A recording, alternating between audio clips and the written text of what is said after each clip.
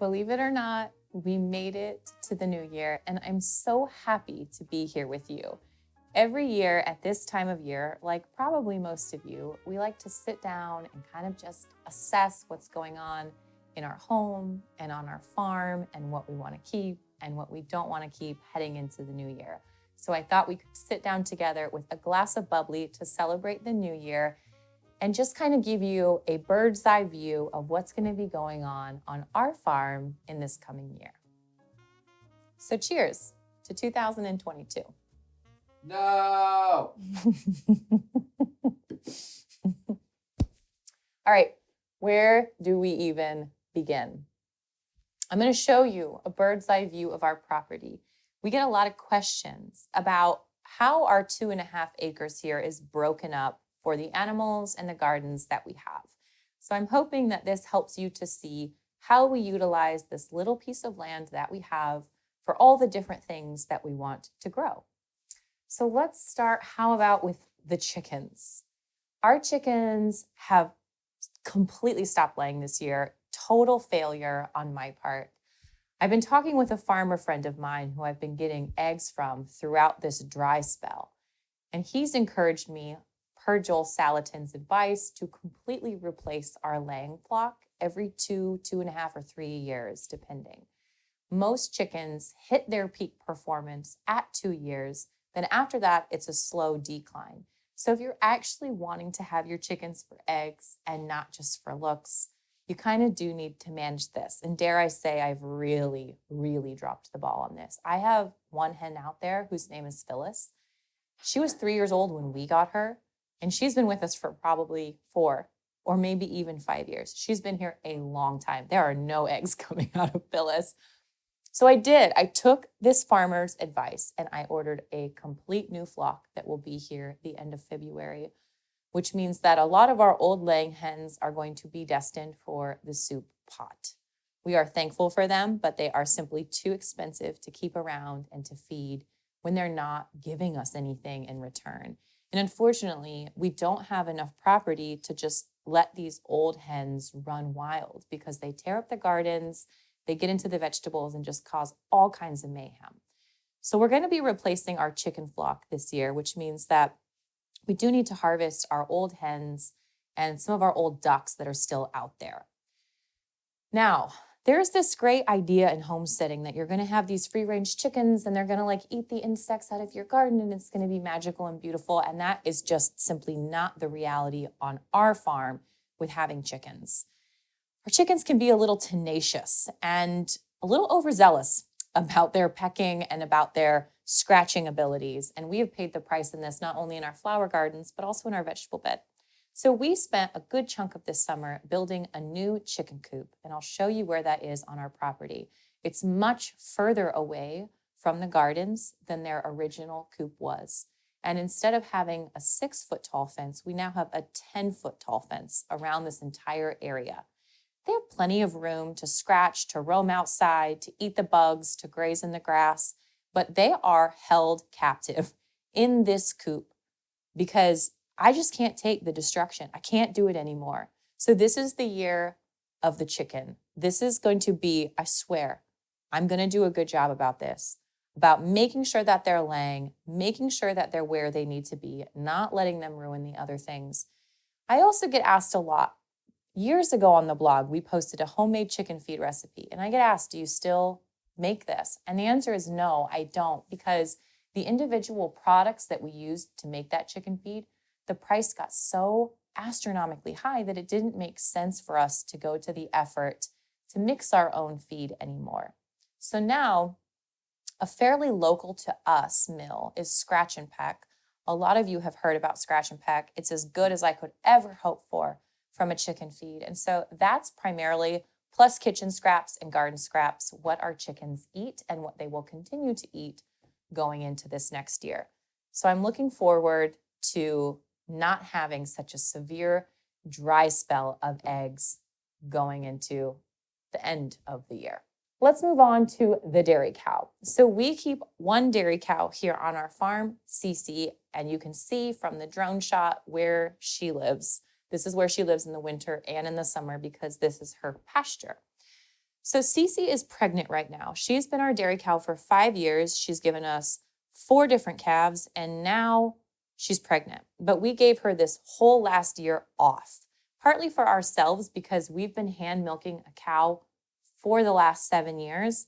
So it was a little bit of a break for us as the milkers and managers of the milk to just give her this year off. Also, it just gave her body a chance to recover. Cows are very resilient and they will give you almost anything that you ask of them. And Cece is very much that way. So it was just a little gift from us to her to give her a year off from milking. I got to say, I am absolutely itching to get out there and to milk her again. This is the longest I've gone without milking a cow for a lot of years. I am changing my goals with Cece going into this next year. When we first had a dairy cow, we gave a lot of our extra milk to pigs. Maybe we'll get to that. But the last couple years, I've been making cheese. I get asked for cheese making videos a lot. But you guys, I'm such a novice on this. None of my cheeses are, I like good cheeses. Good cheese. I don't want a utilitarian cheese. I enjoy cheese much too much for that. My cheeses are okay, but they're nothing to write home about. And it takes a lot of effort and a lot of time to make these cheeses and to age these cheeses. And I'm not going to do that this year. Instead, I'm going to use all of Cece's milk that I can to put up as big of a butter supply as I can.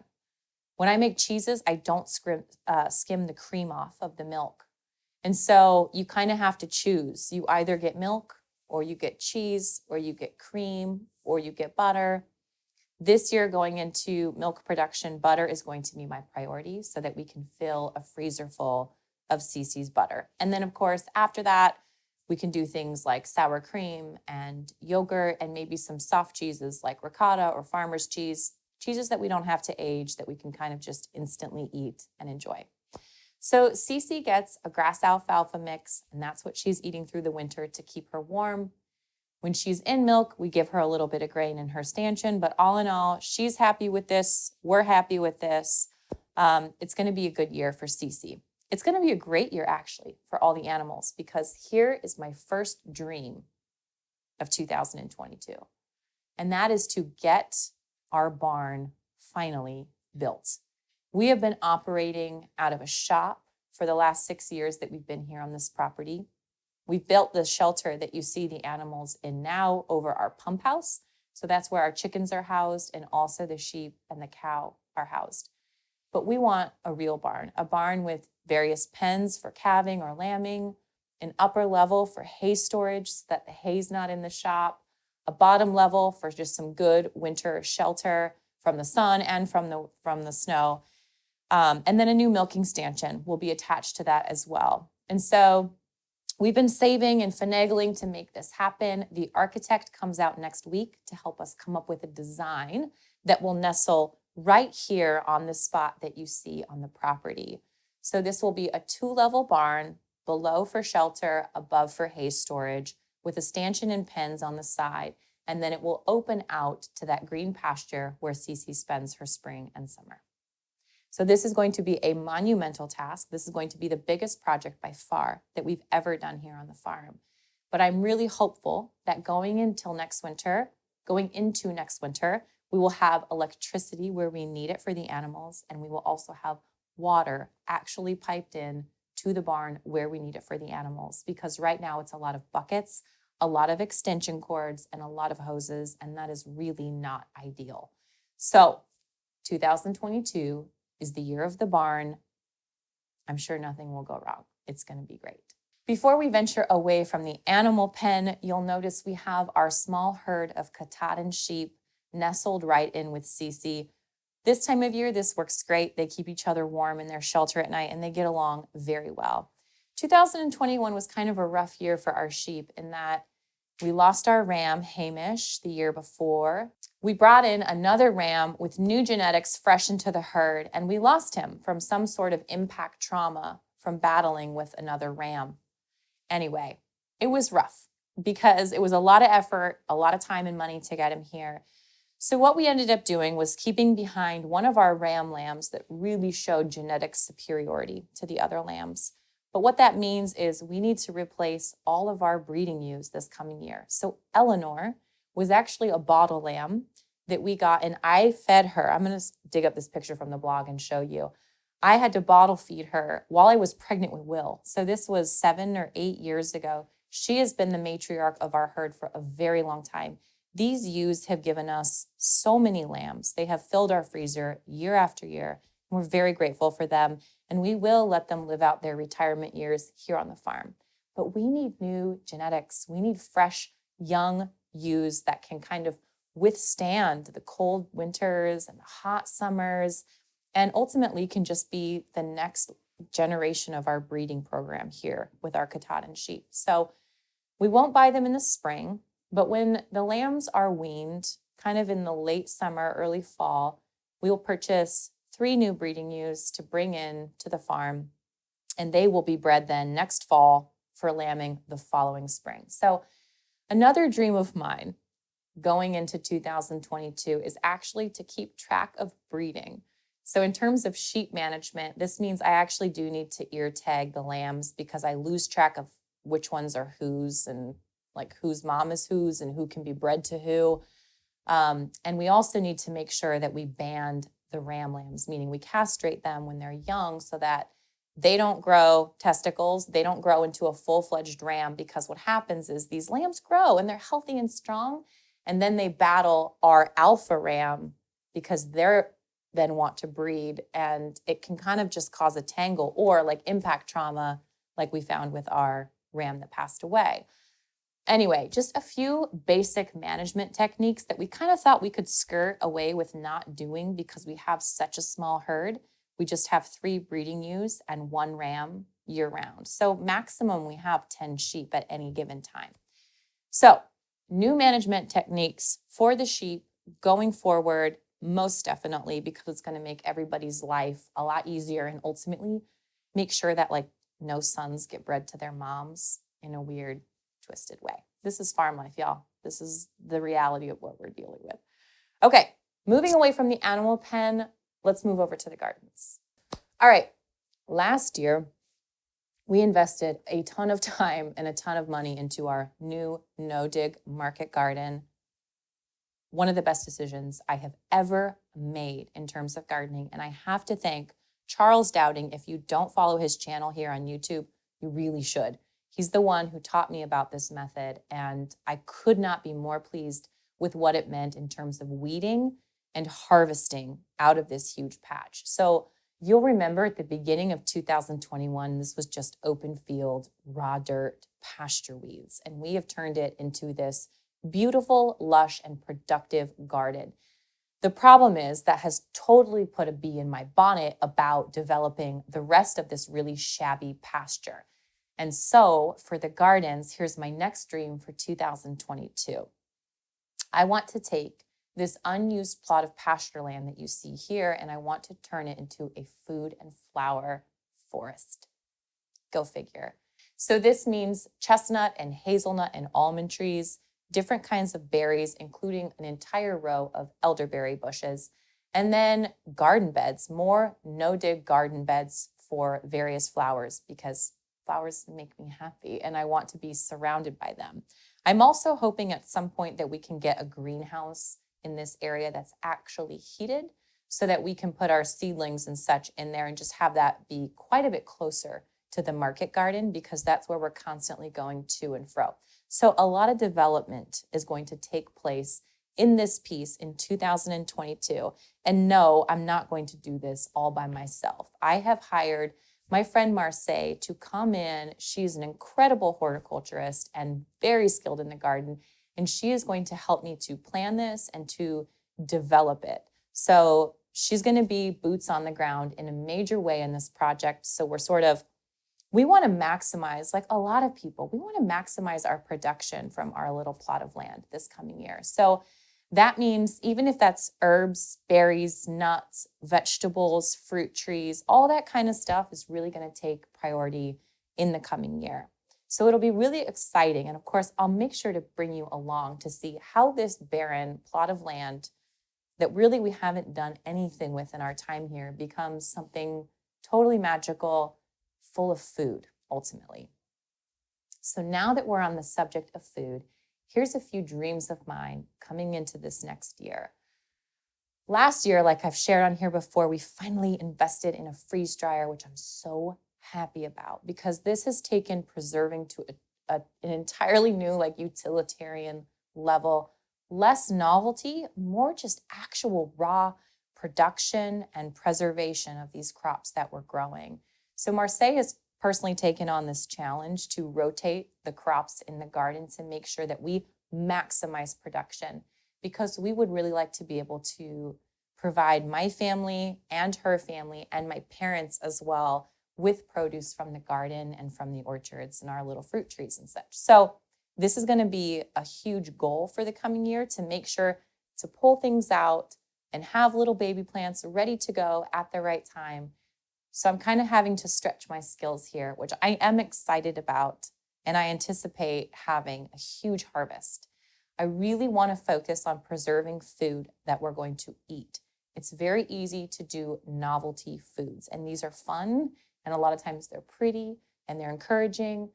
But like when you're trying to just feed your family from your, small plot of land, you need to really invest in the crops that are going to do that really well, and ultimately invest in preserving those crops in a way that you're going to eat them and enjoy them the most, in a way that they're going to last for a very long time. An example of this is I have some storage potatoes down in my root cellar right now, and we've been eating on them all year long, and there's still quite a bit left, but some of them are already sprouting.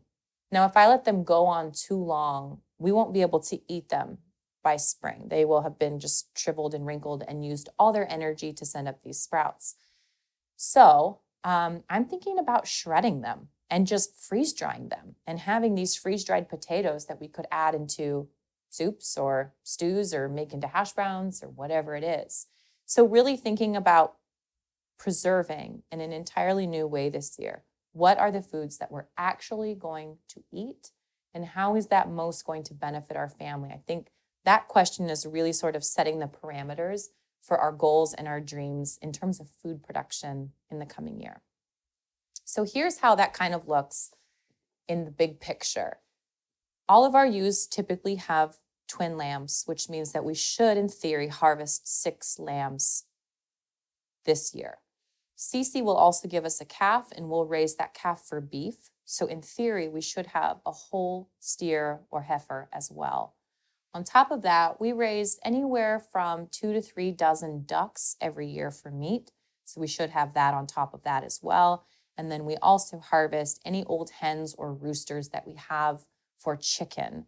The rest of our meat chickens we source from a local farm who does it exactly as I would do it, or even better. So I'm happy to just buy our meat chickens from them in the meanwhile and just harvest the ones that we need to here on the property. So that's kind of our picture of our meat. Then we have Cece the cow for all of our dairy needs. Ultimately, at least for 9 months of this year, we should have dairy. And then, of course, just maximizing vegetable production, getting a lot more fruit trees in the ground, and then some different trees, such as nut trees, trees that could provide us with something a little bit different.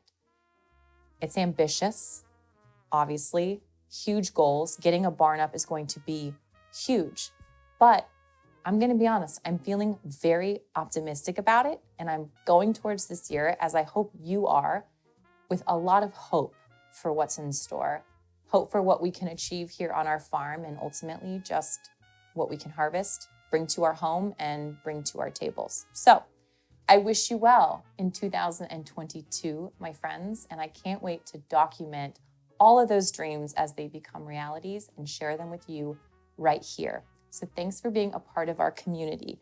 If you would like to stay in touch in a little bit more of an intimate way, I'm going to put a link below the video to our newsletter. We would love for you to subscribe and stay in touch that way. Any other information you can find down there as well in the show notes. So here's to 2022. Cheers.